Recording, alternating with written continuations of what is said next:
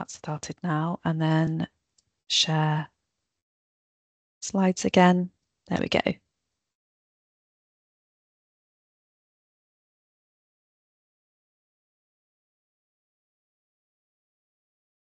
Okay, so hopefully you can't see any of my notes. You can just see the slides.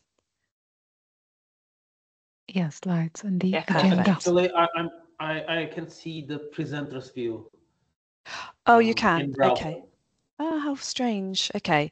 In that case, I didn't think this. I mean, it's just a bit disturbing to see the presenter view, so I'll switch that off. I'll go back to just the normal view. So that's better. Okay, right. So thank you so much for coming to join this session today. I think I know you have experienced the IOP Publishing Transformative Agreement for a number of years now, but I think it's useful just to have a kind of reminder of the elements and the workflow. So I think that's really essentially what I'm going to give you today.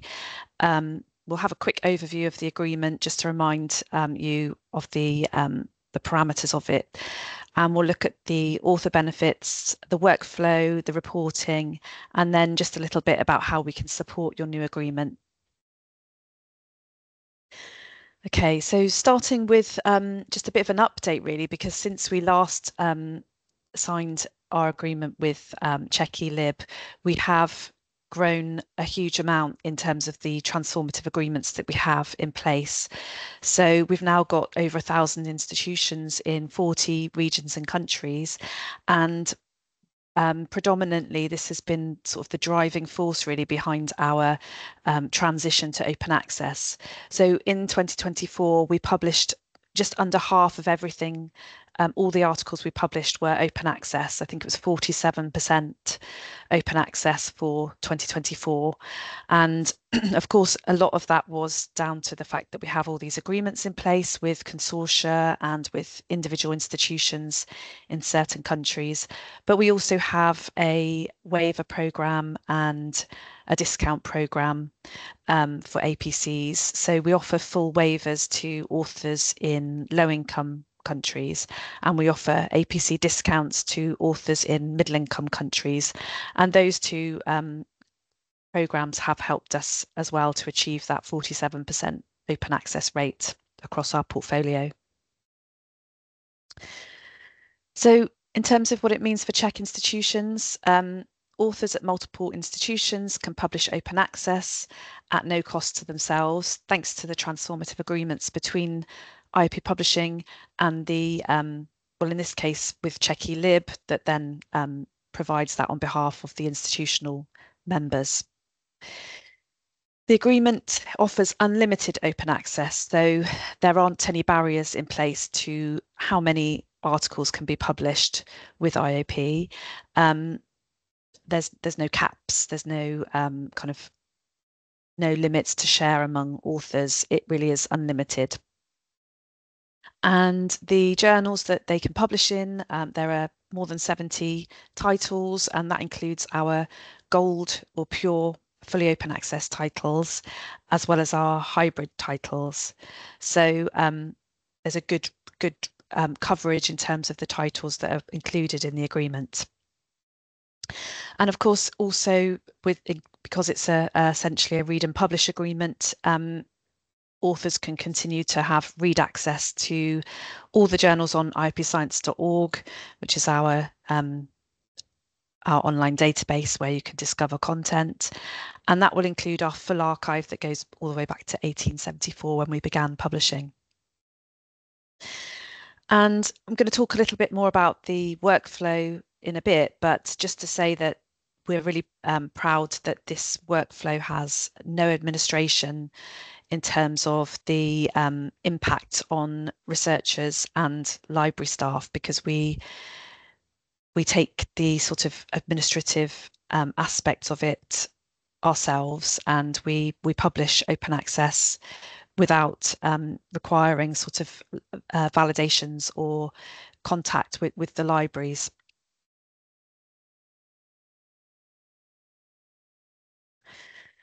So we have a number of ways which we are making sure that authors can understand that they have an agreement in place, because we know it's really important to communicate that particularly well when authors are sort of looking for information about where they can publish. So we have our dedicated support page for authors in Czechia, and that is placed within our publishing support kind of portal on our website, because we know that that's where authors are going to look for information about agreements. We also encourage authors to consult their library teams, have a look at their library knowledge bases. That's always a really good starting place, particularly because obviously you're capturing information there about other agreements that you have in place with other publishers, so authors can kind of review all of that information in the same place. We also provide something called our Journal Finder tool, and I'm going to show you how the Journal Finder tool works. And this we place signposts for very prominently throughout our submission pages, but also on our publishing support pages, and we promote it quite widely in email campaigns and online advertising. So we're really trying to kind of provide this tool as a very useful way for authors to run a quick check for their institutional name and find out whether they're covered. So a couple of important points about eligibility. I think this is very common across all agreements, but the eligible author is the corresponding author. So the definition at the bottom of the slide just gives out what the wording from the license actually, which is that the corresponding author is the person who's listed as such at the time of submitting the paper, and is also the person responsible for communicating with the journal team during the peer review and publication process. And I should say that we also have checks and balances in place to ensure that that corresponding author is listed as such on the online publication, because we know it's quite important for librarians to be able to see the thread, if you like, the connecting thread on the published paper itself, and be able to see that the corresponding author comes from one of the institutions that's eligible. So we do suggest that author groups have a good think about who the corresponding author is going to be, when they're putting their paper together and their research, before they go on to the submission tool, because the person that is listed at the time of submission as the corresponding author does need to be the sort of consistent person that's going to deal with us during peer review, and then have their name listed on the online publication. So, if there's an author group that wants to kind of make sure that their article can be published under the agreement, then it's that to be considered before they even submit their paper.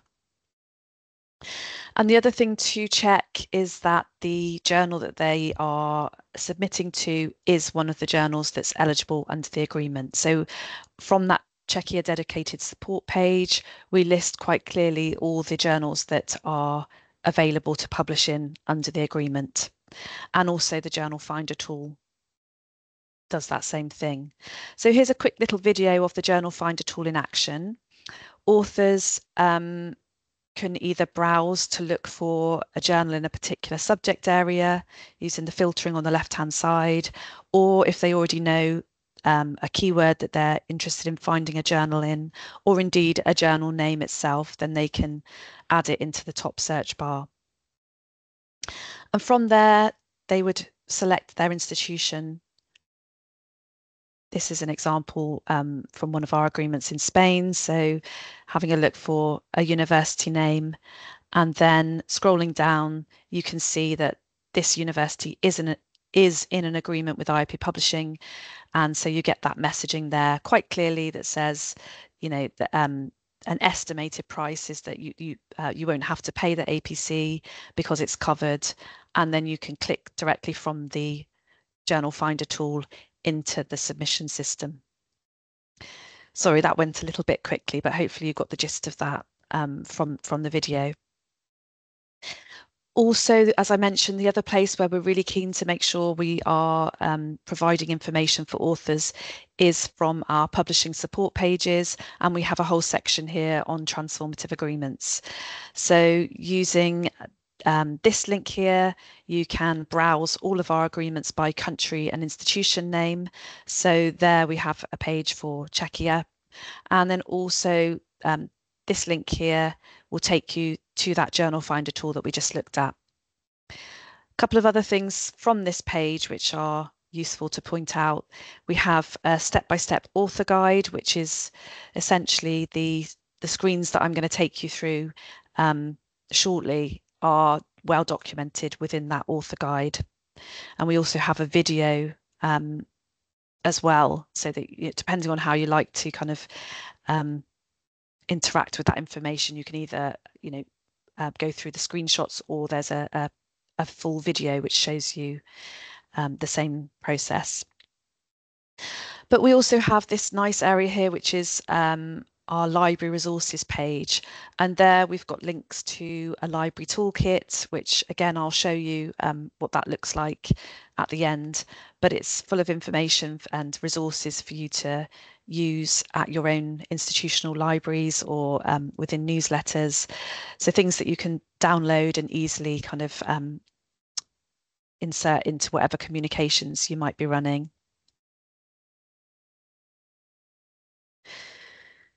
Thank you for joining us. I'm just talking about our transformative agreement resources and information that we have online.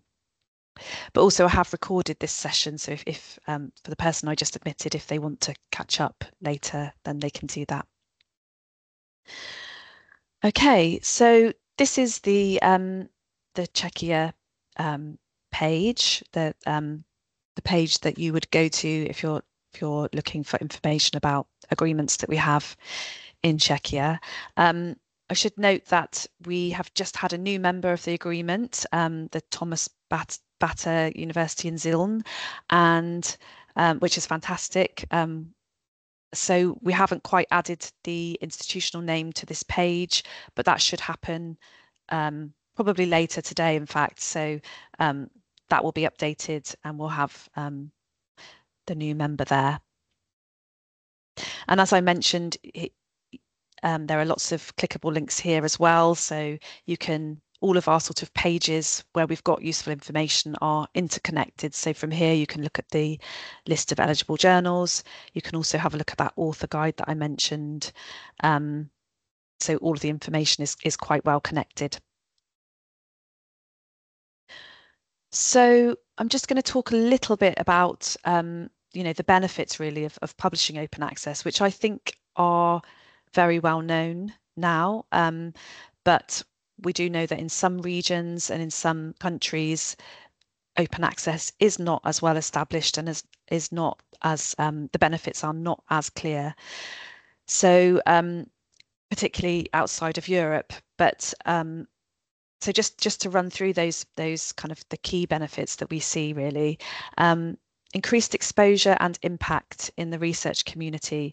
So it stands to good reason that research that's made freely and instantly available upon publication is likely to be able to be downloaded and cited more than research that's behind the paywall.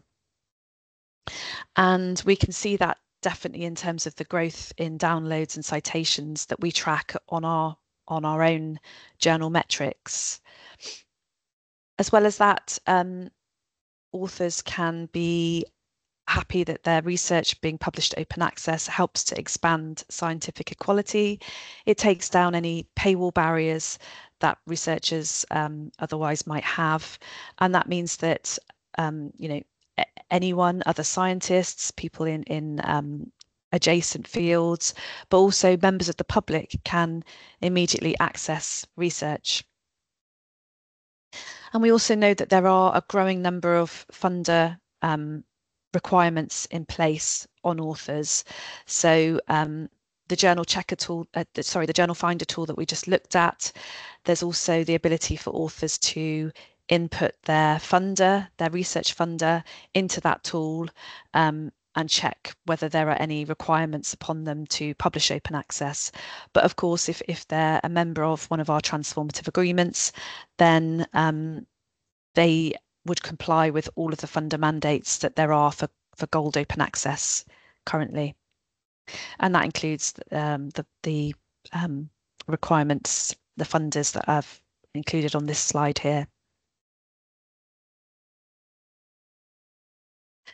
So in terms of the benefits for citations and downloads, we did a bit of research last year to have a look at what sort of numbers we're seeing in terms of the growth of downloads and citations.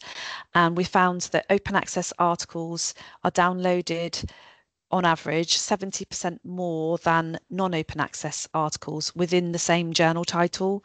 And it's really important that we were measuring like for like there, because we know that there can be large differences in downloads across different sort of research disciplines. But here we were looking just at journals, just at articles that were published within the same journal. So that 70% is actually quite a significant increase in the visibility of that research.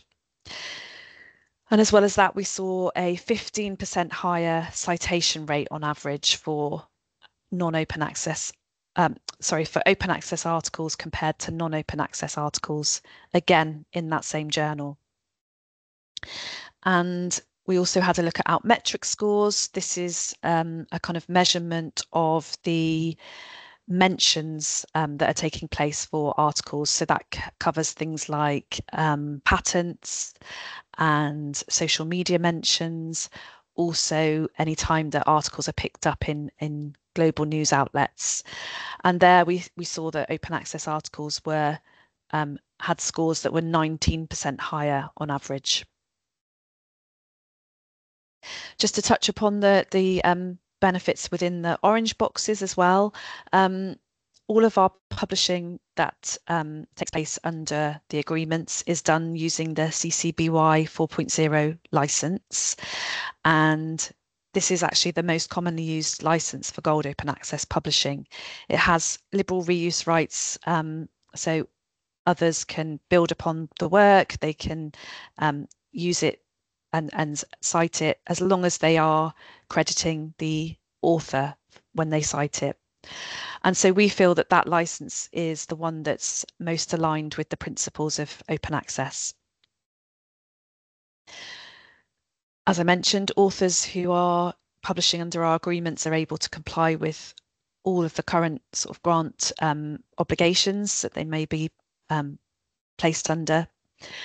And also we have really high quality peer review and production services. We're quite proud and committed to maintaining those high value, trustworthy author and reader services throughout our entire portfolio.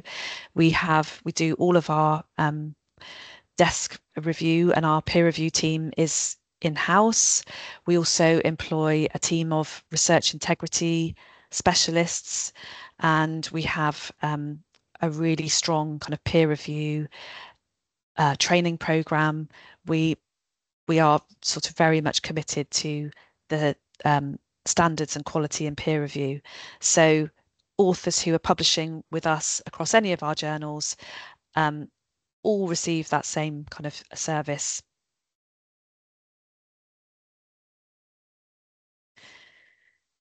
Because of that, we get really good feedback from authors who appreciate the ability to be able to publish open access. They recognise the fact that this can lead to higher visibility, higher citations, and you know that they often need to be published open access. So the example there from Queen's University Belfast, that author has a funder mandate to publish open access. So, you know, it's really important that they can get their work out in that way. And so that's why they're citing the fact that the agreement has been game-changing for them.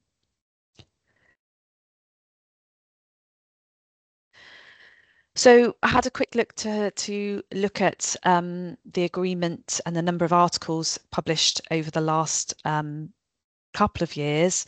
The 2025 number there in that bar chart was captured at the end of February, so we've now rolled over into April, so that won't include the numbers for March because it's just updated just at the end of the month. So, but what we can see is that between 2023 and 2024, there was a great deal of growth in terms of the number of articles published, and that's really pleasing to see. Hopefully that means that the awareness of the fact that the agreement is in place has permeated through the right research communities, and authors want to publish in our journals. So that's fantastic to see that growth there, and we hope that that will continue for 2025. What we can also track is the number of downloads and citations to those articles. So the 147 articles that were published in those 2 years have so far had just under 80,000 downloads. So that's how many times other researchers have been able to find that work because it's open access, read it, access it, and obviously in many cases go on to cite it. So 200 citations for the research articles that have been made open access. And I thought it might be useful just to share with you an example of what that looks like in practice. So taking it right down to the sort of article level. So this one published in February 2024.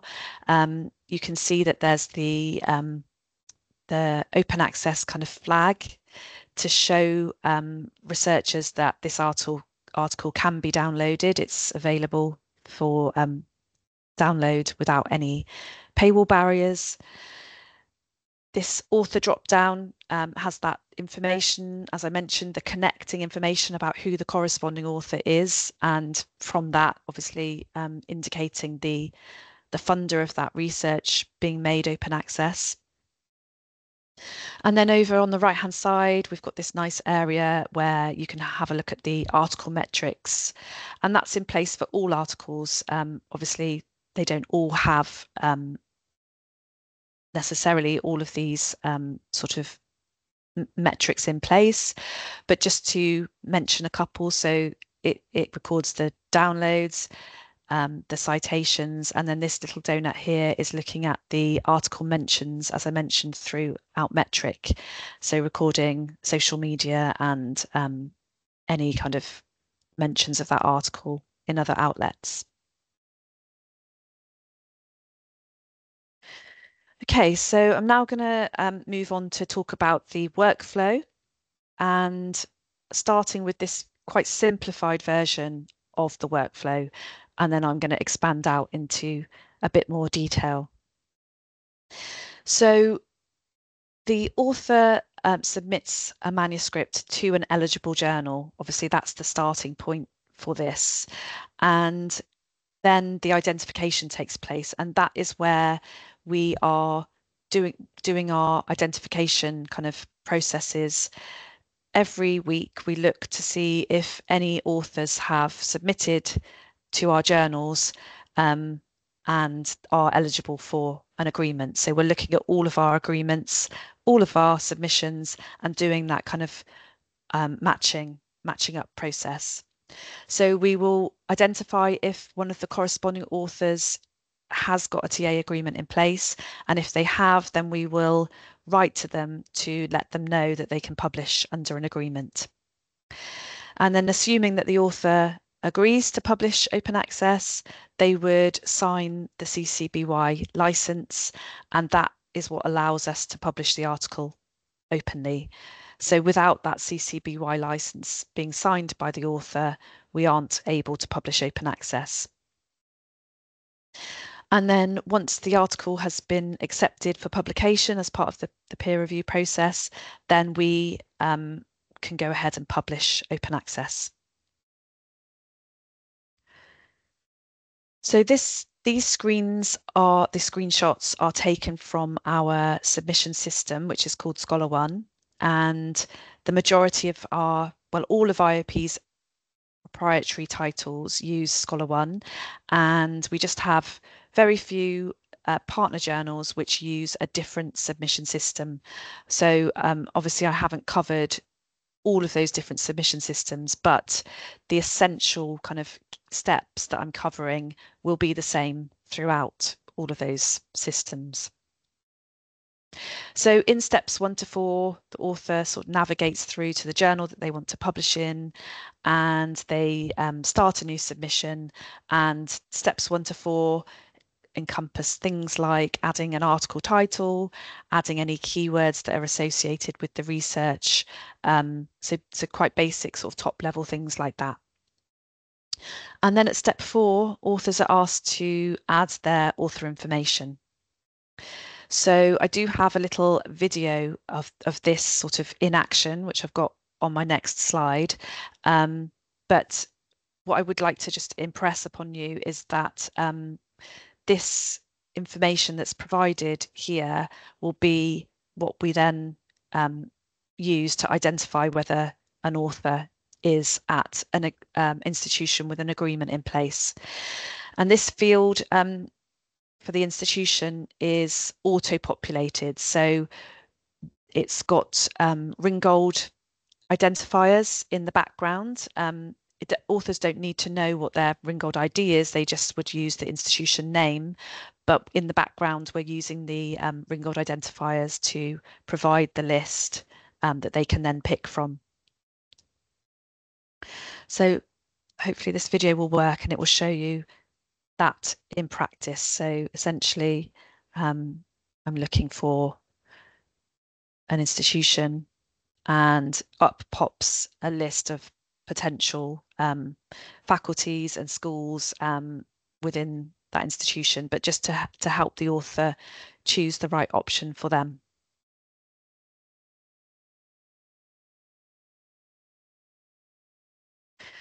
So having selected the institution name, there's a step 6, which asks the author for their open access choice.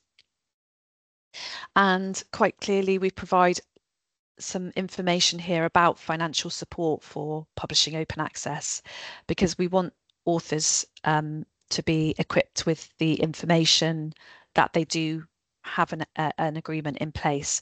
So here we're signposting, as I mentioned, the journal finder tool and also the website, which will take them directly to the list of all the countries that we have agreements with. So we're really encouraging authors to go off and check. If they don't already know, then to go and check whether an agreement's in place that covers the journal that they're publishing in. And then, of course, if they discover that there is an agreement in place, then we would recommend that they choose yes here, which is, do I want to publish open access? Yes. But of course, some authors may not check this information. They may not be aware that they have an agreement in place, and so they're probably more likely to choose no at this stage. But I want to reassure you that whatever option they choose here, we are always running the identification and eligibility checks in the background. So if the author submits their paper and chooses no as an option here, we will still write to them and let them know that they can publish free of charge under an agreement. So yeah, it sort of doesn't matter what they choose at this stage, because we will always give them that option to publish under an agreement. But of course, if an author is aware that they can publish under an agreement, then they should choose the yes option. I've got another screenshot which just shows what that choice looks like for publishing in a gold open access journal. Of course, if you're publishing in a gold journal, then there will not be a no option, because all of the publications in that journal are open access. So here, of course, the author would choose the standard rate, and again, we will write to that author to let them know that there is an agreement in place that covers the APC. And this is what that communication looks like when we write to authors. So, we're trying to be quite clear, and we're trying to provide lots of additional links in case authors want to kind of go off and, have additional questions. But this is where we write to them to let them know that we intend to send them the CC BY license form because we want to be able to publish open access. We do allow authors to obviously tell us that they don't want to publish open access, and it's quite rare that we hear from authors that they don't want to, but it does sometimes happen. And we have a sort of an additional process in place where we let librarians know if that is the case, because we know that sometimes it's quite useful for librarians to follow up on that information, perhaps get in touch with the author who is opting out of open access. And in a lot of cases, when a librarian gets involved, the decision from the author is actually changed. They change their minds. So we think that's a really important step in our processes. But of course, we have to provide authors with the ability to understand how they might opt out if they wish to.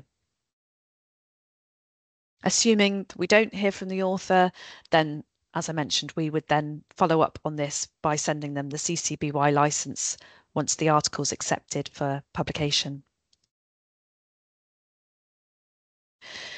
And because we know that the CC BY license, some authors aren't necessarily familiar with it, we have provided a little video which is presented by our legal and rights advisor here at IOP Publishing. It's a very short video, but it just gives a little bit of information about the license, about what it covers and what it means for the author group, and just goes into how to sign it. So, which fields to fill out and how to do that. So it might not be necessary, but we have it in place in case anyone wants more information on that. And that's available in our YouTube playlist, which I can send you the links for afterwards. Also, I should say that I can send these slides out after this session so that you can click on any of the links there as well.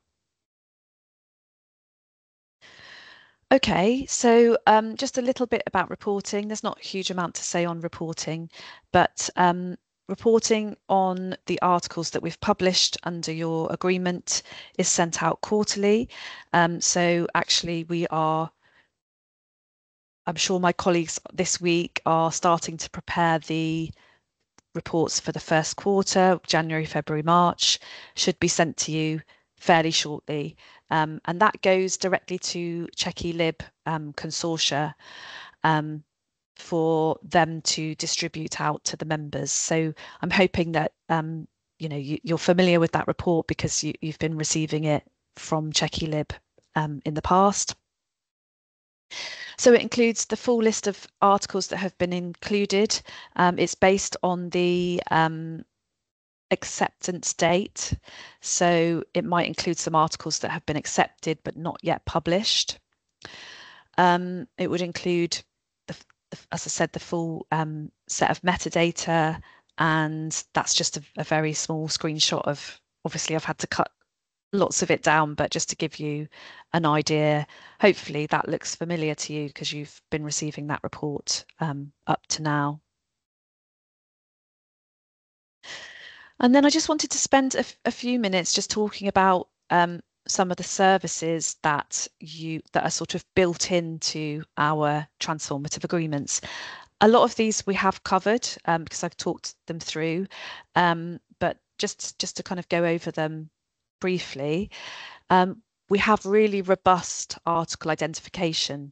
So I've already sort of talked a little bit about the fact that we do that automatically, that we do it on a weekly basis to have a look at eligible papers. We have really high accuracy rates. So 90% and higher. So we really don't have many papers that fall through the cracks there. But of course, if we do miss anything for whatever reason, we invite our the consortia, the members, to let us know as soon as they can if there's something that they spot, or if an author contacts them to say that they didn't get the email for whatever reason, they think they should be eligible, then please do get in touch with us, because we can provide retrospective open access to authors when necessary. And that could even be an author who's opted out in the past, but then realizes that they want to opt back in. And so where I talk about I've already sort of covered the fact that we always let librarians know when we see an author opting out. That's exactly what that's designed to do.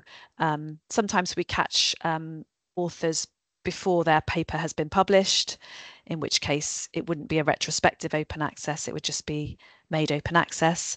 But on occasion, if an author has opted out, their paper's published behind the paywall, and then the library gets in touch with them and they decide to opt back in, we can, of course, retrospectively make that article open access, as long as the author just signs that copyright form, as I mentioned.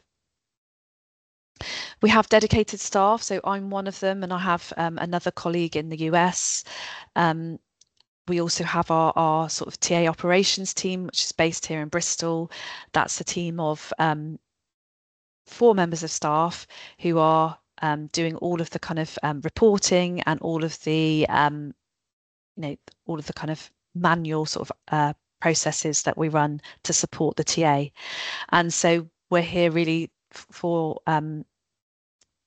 any queries that you have, for things like running this session, and anything that you kind of want to know about your agreement. We're a member of OA Switchboard, so this is an independent intermediary which provides a central hub for librarians to be able to monitor open access research from a number of different publishers. So it's kind of a standardized way to report on open access research, not just from IOP, but from other publishers that are taking part in that OA Switchboard hub. So I'm not sure if CzechELib uses OA Switchboard, but it certainly would be one to consider if you have agreements with other publishers who are using OA Switchboard, as it just kind of consolidates and, as I said, standardizes the reports that you can get on your open access research outputs. We have our promotional toolkit, which I'm going to show you in a minute, which, as I mentioned, has lots of prepared resources that you can use to promote awareness at your institution. And as well as that, we're really committed to trying to build awareness ourselves. So we send emails at the beginning of agreements and reminder emails throughout the course of agreements. And there we're trying to kind of make sure that we've contacted anybody that has previously authored with from the institutions, has authored in the past, or maybe has reviewed for one of our journals. So we're trying to tell sort of the whole community really that we have agreements in place. As I mentioned, we can offer focus training opportunities. So this one obviously is for library staff. We can also offer sessions going over the workflow for researchers. If any members feel that would be helpful, then please do get in touch with me. And we have our journal finder tool, which obviously I've already taken you through. So a few things that we encourage librarians to do. Some of this I've already covered, so I'm just going to focus on the ESAC database, which is our it's not our, it doesn't belong to us. It's a independent database where there's an effort to kind of collect and store information about all of the agreements that are in place globally with publishers and with institutions. And we encourage our consortia to register the agreements on that database, partly because obviously it's good practice to do so, but also because we know that it feeds through to the journal checker tool. which is run by Plan S, and that tool is fairly well used, I think, in the research community for authors to, again, very similar to the Journal Finder tool, but it allows authors to go along and check agreements across multiple publishers and journals. So that's why we think it's a good idea to register the agreement on the ESAC database. And also, I've talked a bit about the author opt-outs. As I said, we really don't have many. I think in the whole of 2024, across all of our agreements, which, as I mentioned, we have 1,000 institutions in agreements, and we published in the order of 5,000 papers under agreements. And it was just 2% of those papers that authors chose to opt out on. So it's a really small percentage, but of course, you know, if it happens, then it's really useful for us to be able to let you know. So please tell us if there's a specific contact at your university that should get that information, and we can update our database for that. And then a couple of really good email links for you, email addresses. So the first one is essentially myself and my colleague who picks that up. So that's anything that's related to marketing and support for your agreement. And then if there are any article related queries, so, you know, for instance, if an author has a query about something that's going through the peer review process, that can be directed to open access charging, obviously if it's related to the Transformative agreement. So this is the toolkit. As I mentioned, a number of nice resources for you to be able to download, and these sort of boxes here, and this box is personal, can be tailored, so you can add information about who they should contact at your institution to find out more. And then this is my final slide. It's just some other useful resources for you, and also some QR codes as well. I haven't touched upon this one, but I would very much encourage you to have a look at this one, because the guidelines, because it covers quite a lot of what I've talked to you about today, as a kind of almost like a operating manual. So it's quite a good one to just kind of have the link to bookmarked, and it covers quite a lot of the detail essentially. So of course, we're always happy for you to ask questions, but we have answered and covered quite a lot of the detail in that document. And then just a quick plug for our peer review excellence hub. As I mentioned, we have launched this training hub. It's completely free for researchers who want to upskill in peer review, because we know that obviously the quality of peer review, not just the peer reviewers who are, you know, doing that, providing that service to the research community now, but also for the future kind of generation of peer reviewers, is so important that they have the right skills to be able to conduct quality, thorough peer review. And so that's why we've put this training program in place. And there's a series of modules and practical kind of assignments, tasks that authors can, peer reviewers can go through in their own time. I think they can save their progress and go back to it later, but it's really useful for being able to kind of feel that you have had some training in peer review. So because it's free, we're really encouraging our library partners to share this where they think it's appropriate. And I'm going to stop sharing now because that's the end of my presentation. I think we've still got 10 minutes scheduled within this session. So if there are any questions, I can definitely try to answer them now. But also, as I mentioned, my email address was there on the slides. And I think probably the best thing for me to do is to send the PowerPoint deck and the recording through to AIP, how we set this session up, and then they can obviously distribute it to you. So if anyone does have anything they wanted to ask, then yeah, please do use this opportunity now.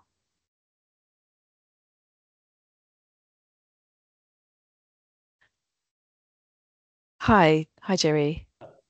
No question. Just a remark.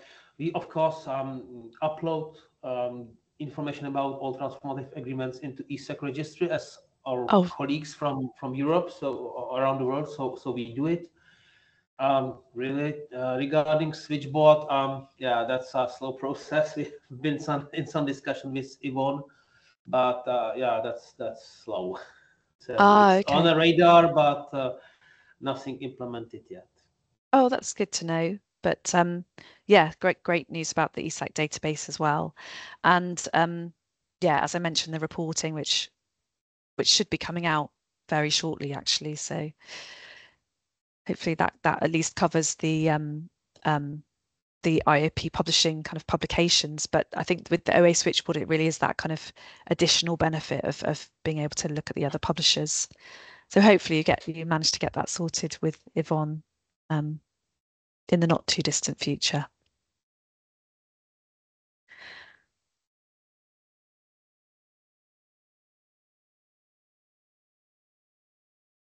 Okay, any other questions? No, I just want to thank you for this presentation. I believe it was quite clear and useful, and I have no questions at this moment. Excellent. Yeah. That's good to hear. Thank you. Yes, yeah. Thank you, Emma. Yeah, thank you. And as I mentioned, if anyone wants to reach out to me, you know, if you think that would be useful to another group within your universities, or you want to have a repeat session for other colleagues, then please do let me know. But obviously we've also got the recording as well, so you can potentially circulate that too. Okay. Great. Thank you. Well, thanks for joining me this morning. And as I said, I'll follow up with those resources. Yeah. Okay. Thank you. Great. Have a nice weekend. And you, yeah, enjoy your Friday and weekend. Take care. Bye. Bye. Bye.